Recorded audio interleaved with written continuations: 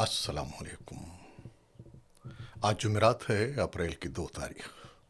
میں ہوں خالد حمید، خبروں کے ایک بلیٹن کے ساتھ۔ امریکہ اور اسرائیل کی جانب سے جاری کارروائیوں کے 34ویں روز مشرق وسطیٰ میں کشیدگی کم ہونے کے بجائے مزید بڑھتی دکھائی دے رہی ہے۔ امریکہ کے صدر ڈونلڈ ٹرمپ کے اس دعوے کے بعد کہ واشنگٹن ایرانی فوج کو تباہ کر چکا ہے اور اپنے اہداف کے قریب ہے، ایران نے اسرائیل پر میزائل حملوں کا نیا سلسلہ شروع کر دیا ہے۔ ٹرمپ کا قوم سے خطاب ایسے وقت میں سامنے آیا جب انہوں نے یہ بھی کہا کہ ایران جنگ بندی کا خواہاں ہے، تاہم تہران نے اس دعوے کو مسترد کر دیا۔ خطاب سے توقع کی جا رہی تھی کہ کوئی بڑی پالیسی یا حکمت عملی سامنے آئے گی، مگر صدر نے زیادہ تر وہی موقف دہرایا جو وہ گزشتہ ہفتوں سے بیان کرتے آ رہے ہیں۔ اپنی مختصر تقریر میں ٹرمپ نے جنگ کو ضروری قرار دیا، اسے کامیابی کے قریب بتایا، اس کے جاری رہنے پر زور دیا اور جلد اختتام کی پیشگوئی کی۔ تاہم انہوں نے اس بات کی کوئی وضاحت نہیں کی کہ جنگ کیسے ختم ہوگی یا ایران کے ساتھ ممکنہ معاہدہ کس نوعیت کا ہوگا۔ تجزیہ کاروں کے مطابق تقریر میں کسی نئی حکمت عملی کا فقدان ظاہر کرتا ہے کہ واشنگٹن کے پاس واضح منصوبہ موجود نہیں ہے۔ بعض ماہرین کا خیال ہے کہ یا تو جنگ کے خاتمے یا اس میں اضافے کا اعلان متوقع تھا، مگر ایسا کچھ نہیں ہوا۔ دوسری جانب ایران نے امریکی دھمکیوں کے بعد اسرائیل پر مزید میزائل داغے ہیں۔ ایرانی وزارت خارجہ کے مطابق جب تک امریکہ اور اسرائیل حملے جاری رکھیں گے، ایران بھی بھرپور جواب دیتا رہے گا۔ ترجمان اسماعیل باقائی نے کہا کہ تہران جنگ، مذاکرات اور جنگ بندی کے شیطانی چکر کو قبول نہیں کرے گا۔ ایرانی حکام کا کہنا ہے کہ حالیہ حملوں میں ملک کے 1 صدی پرانے طبی تحقیقی مرکز کو شدید نقصان پہنچا ہے، جبکہ غیر مصدقہ اطلاعات کے مطابق سابق وزیر خارجہ کمال خرازی بھی ایک حملے میں زخمی ہو گئے ہیں۔ ایران کے صدر مسعود پزشکیان نے اپنے ایک بیان میں کہا ہے کہ ایران کو امریکی اور یورپی عوام سے کوئی دشمنی نہیں، بلکہ تنازع حکومتی سطح پر ہے۔ ادھر پاسداران انقلاب نے دعویٰ کیا ہے کہ انہوں نے آپریشن وعدہ صادق 4 کے تحت خطے میں امریکی اور اسرائیلی اہداف کو میزائلوں اور ڈرون سے نشانہ بنایا ہے۔ ایرانی بیان کے مطابق ان حملوں میں اسرائیلی دفاعی کمپنیوں، خلیجی ممالک میں امریکی صنعتی تنصیبات اور ایک امریکی فوجی اڈہ شامل تھے۔ ایرانی فوج کے مطابق یہ کارروائیاں ان حملوں کے رد عمل میں کی گئی ہیں جن میں ایران کی صنعتی تنصیبات، خصوصاً اسٹیل انڈسٹری کو نشانہ بنایا گیا تھا۔ پاسداران انقلاب نے دعویٰ کیا ہے کہ ان حملوں میں امریکی اہلکار بھی ہلاک اور زخمی ہوئے ہیں، تاہم اس کی آزادانہ تصدیق نہیں ہو سکی۔ مزید برآں ایرانی عسکری قیادت نے کمانڈرز کو ہدایت دی ہے کہ وہ امریکہ اور اسرائیل کی نقل و حرکت پر کڑی نظر رکھیں اور کسی بھی ممکنہ زمینی کارروائی کا فوری جواب دینے کے لیے تیار رہیں۔ مشرق وسطیٰ میں جنگ کی شدت برقرار ہے۔ لبنان، ایران اور اسرائیل کے درمیان جھڑپیں تیز ہو گئی ہیں۔ مشرق وسطیٰ میں جاری تنازعات مزید شدت اختیار کر گئے ہیں، جبکہ ایک طرف حزب اللہ اور اسرائیل کے درمیان حملوں کا تبادلہ جاری ہے، تو دوسری جانب ایران، امریکہ اور عالمی طاقتیں بھی اس بحران میں سرگرم نظر آ رہی ہیں۔ حزب اللہ نے دعویٰ کیا ہے کہ اس نے جنوبی لبنان اور شمالی اسرائیل میں متعدد حملے کیے ہیں۔ تنظیم کے مطابق ایک اسرائیلی ہیلی کاپٹر کو رامیا کے قریب میزائل سے نشانہ بنایا گیا۔ غزہ میں ایک عمارت کے اندر موجود اسرائیلی فورسز پر گائیڈڈ میزائل داغا گیا۔ میٹولا کی سمت راکٹوں کی بارش کی گئی۔ دوسری جانب اسرائیلی فوج کا کہنا ہے کہ اس نے گزشتہ 24 گھنٹوں میں فضائی، زمینی اور بحری کارروائیوں کے دوران حزب اللہ کے 40 سے زائد جنگجو مار دیے اور اس کے کئی ٹھکانوں، اسلحہ ڈپوں اور لانچنگ سائٹس کو تباہ کر دیا۔ لبنان کے وزیر اعظم نواف سلام نے صورتحال کو इंतहाई नाजुक करार देते हुए कहा है कि इसराइली कार्रवाइयों के बायस नकल मकानी का बहरान संगीन हो चुका है। उनके मुताबिक 10 लाख से जायद अफराद बेघर हो चुके हैं, जो इस जंग का सबसे बड़ा निशाना बन रहे हैं।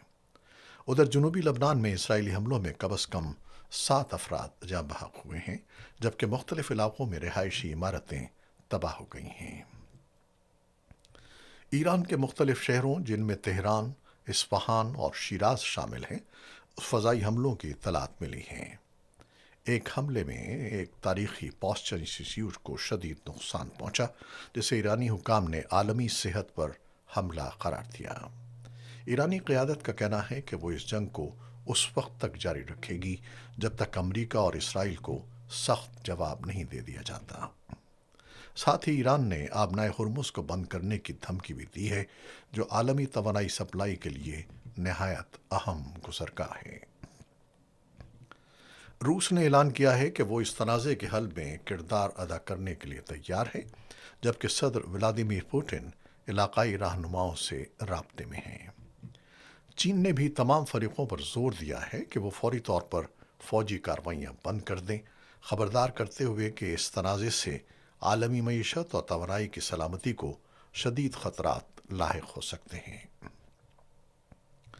तेहरान में हज़ारों अफराद एक आला फौजी कमांडर की आखिरी रसूमात में शरीक हुए, जहां अमरीका और इसराइल के खिलाफ नारे लगाए गए और मुज़ाहमत जारी रखने के अज़्म का इजहार किया गया। ईरानी फौजी क़यादत ने कमांडर्स को हिदायत दी है कि दुश्मन की हर हरकत पर कड़ी नज़र रखी जाए और किसी भी मुमकिन ज़मीनी कार्रवाई के लिए तैयार रहा जाए। इंसानी तंजीम सेव द चिल्ड्रन के मुताबिक यमन में बारूदी मवाद और जंगी बाक़ियात के बायस तकरीबन 1200 बच्चे जाँ बहक और ज़ख्मी हो गए हैं, जो इस खित्ते में जारी तनाज़ात के वसी इंसानी असरात को ज़ाहिर करता है। दीगर खबरों में साबिक ईरानी वज़ीर ख़ारजा कमाल खराजी एक हमले में शदीद ज़ख्मी हो गए, जबकि उनके अहलिया जाँ बहक हो गईं। इसराइल में मिज़ाइल हमलों के बायस शहरी ज़ख्मी और इमलाक को नुकसान पहुंचा है। खित्ते में कशीदगी मुसलसल बढ़ रही है और किसी फौरी जंगबंदी के आसार नज़र नहीं आ रहे। पाकिस्तान से खबरें। पाक फ़ौज ने शिमाली वज़ीरिस्तान में पाक अफ़गान सरहद पर दहशतगर्दों की दरअंदाज़ी की एक बड़ी कोशिश नाकाम बनाते हुए 8 दहशतगर्दों को हलाक कर दिया है। पाक फ़ौज के शोबे ताल्लुकात आम्मा ISPR के मुताबिक सिक्योरिटी फोर्सेस को सरहदी इलाके में दहशतगर्दों की मौजूदगी की इत्तला मिली, जिस पर फौरी कार्रवाई करते हुए मौसर ऑपरेशन किया गया। शदीद झड़प के नतीजे में तमाम 8 दहशतगर्द मारे गए। तर्जुमान के मुताबिक हलाक होने वाले दहशतगर्द एक बैरूनी हिमायत याफ्ता गिरोह से ताल्लुक़ रखते थे और उन्हें सरहद पार से पाकिस्तान में तखरीबकारी के लिए भेजा गया था। कार्रवाई के दौरान उनके कब्जे से भारी मिक़दार में जदीद असलहा और गोला बारूद भी बरामद किया गया, जो मुमकिन तौर पर बड़ी दहशतगर्द कार्रवाइयों में इस्तेमाल होना था। ISPR ने इस वाक़े को सरहद पार दहशतगर्दी का सबूत करार देते हुए अफ़गान तालिबान हुकूमत पर जोर दिया है कि वो अपनी सरहदी जिम्मेदारियाँ मौसर तरीके से अदा करें। बयान में कहा गया है कि अफ़गान सरजमीन का पाकिस्तान के ख़िलाफ़ इस्तेमाल तशवीश का बाइस है और उसे फौरी तौर पर रोका जाना चाहिए। तर्जमान दफ्तर ख़ारजा ने तस्दीक की है कि पाकिस्तान और अफ़गान तालिबान के दरमियान चीन के शहर उरमची में अहम मुज़ाकरात जारी हैं, जिनका मकसद अफ़गानिस्तान की सरजमीन से दहशतगर्दी के ख़ात्मे को यकीनी बनाना है। हफ्तावार ब्रीफिंग के दौरान तर्जमान ताहिर हुसैन इंदराबी ने कहा कि पाकिस्तान हमेशा से मसाइल के हल के लिए मुज़ाकरात और सिफारतकारी को तरजीह देता आया है और बातचीत से कभी गुरेज नहीं करता। उन्होंने अफ़गान तालिबान पर जोर दिया कि वो दहशतगर्द गिरोहों के ख़िलाफ़ मौसर और फैसला कुन इक़दामात करें। तर्जमान के मुताबिक वज़ीर ख़ारजा इसहाक़ डार ने अपने चीनी हम मनसब की दावत पर चीन का दौरा किया, जहाँ दोतरफ़ा ताल्लुक़ात और ख़िस्से की सूरत हाल पर तफसीली तबादला ख्याल किया गया। انہوں نے مزید بتایا کہ پاکستان اور چین نے امریکہ اور ایران کے درمیان جاری کشیدگی کم کرنے کے لیے ایک 5 نکاتی ایجنڈا بھی پیش کیا، جس کا مقصد خطے میں امن، استحکام اور سفارتی حل کو فروغ دینا ہے۔ مقبوضہ جموں و کشمیر میں 5 لاکھ سے زائد خاندانوں کے بے گھر ہونے کا انکشاف سامنے آیا ہے، جس نے علاقے میں ترقی سے متعلق بھارتی دعووں پر سوالات کھڑے کر دیے ہیں۔ کشمیر میڈیا سروس کے مطابق مقبوضہ علاقے کی اسمبلی میں حکام نے اعتراف کیا کہ بڑی تعداد میں خاندانوں کے پاس نہ تو اپنی زمین ہے اور نہ ہی مناسب رہائش کی سہولت میسر ہے۔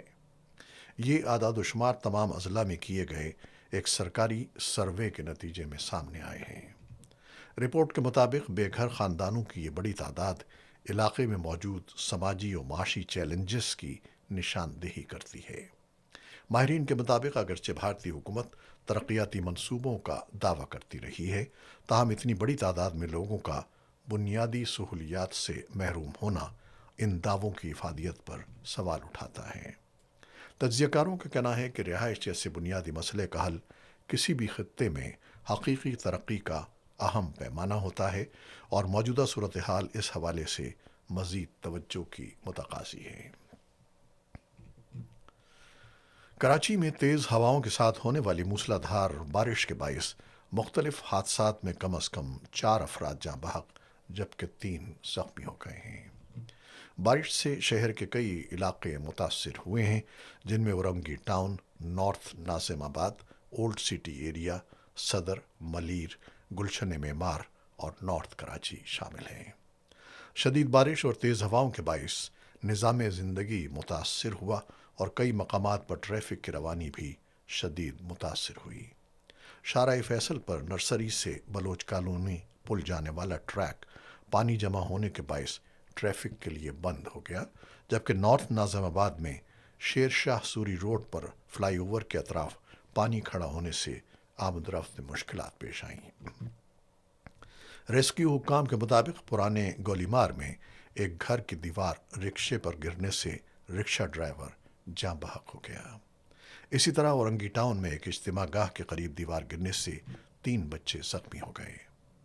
مزید برآں نیو کراچی کے علاقے حسن بروہی گوٹھ میں کرنٹ لگنے سے ایک شخص جان کی بازی ہار گیا، جبکہ پی آئی بی کالونی میں کوئٹہ ہوٹل کے قریب اور سرجانی سیکٹر 7A میں بھی بجلی کا کرنٹ لگنے کے واقعات میں ایک شخص اور ایک بچی جاں بحق ہو گئے۔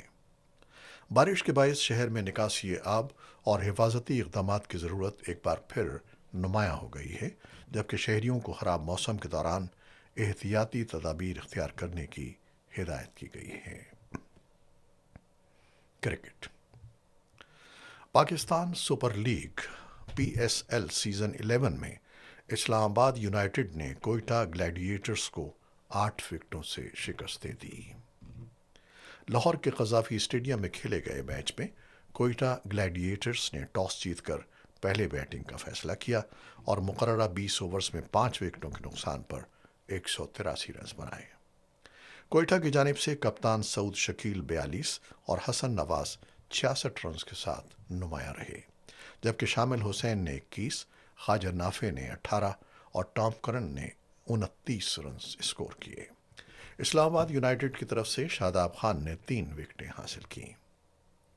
ہدف کے تعاقب میں اسلام آباد یونائیٹڈ نے شاندار بیٹنگ کا مظاہرہ کرتے ہوئے 184 رنز کا مطلوبہ ہدف 19ویں اوور میں صرف 2 وکٹوں کے نقصان پر حاصل کر لیا۔ اسلام آباد کی فتح میں سمیر منہاس 82 اور شاداب خان 69 رنز کے ساتھ ناقابل شکست رہے۔ دونوں کے درمیان تیسری وکٹ کے لیے 128 رنز کی شراکت نے میچ کا پانسا پلٹ دیا اور ٹیم کو بآسانی کامیابی دلا دی۔ یہ تھیں وہ خبریں جو یوٹیوب چینل پر ہم نے آپ کے لیے پیش کی ہیں۔ آپ ہمارے چینل کو دیکھتے ہیں، شیئر کرتے ہیں، پسند کرتے ہیں اور اپنے کمنٹس میں اپنی محبتوں کا اظہار کرتے ہیں، جس کے لیے ہم آپ کے بے حد مشکور ہیں۔ اپنی ان کوششوں کو، کاوشوں کو جاری رکھیے گا۔ خالد حمید کو بھی اجازت دیجیے گا۔ اللہ حافظ۔